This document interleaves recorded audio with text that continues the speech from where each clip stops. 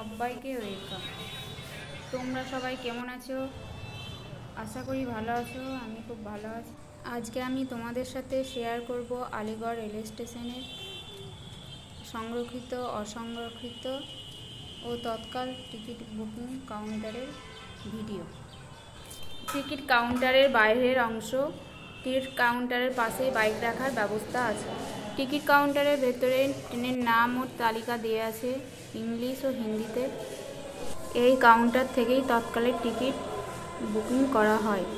তৎকালের ticket booking করার জন্য নাম লেখাতে হয়। তারপরে 9:30 থেকে তৎকালীন টিকিট বুকের জন্য টোকন দেওয়া হয়। 9:30 থেকে তৎকাল টিকিট বুকের এসির টোকন দেওয়া হয়। আর 10:10 থেকে স্লিপারের টিকিট বুকিংয়ের জন্য টোকন দেওয়া হয়। 5টার সময় লাইনে দাঁড়াতে হয়। সেই লাইন থেকে আরপিএফ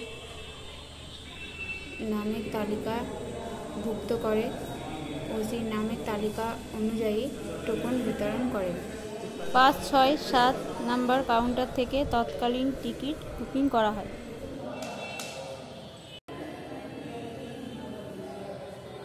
সবাই ভালো থাকবে, সুস্থ থাকবে। আজকের ব্লগ এই পর্যন্ত, আবার দেখা হবে পরের ব্লগে।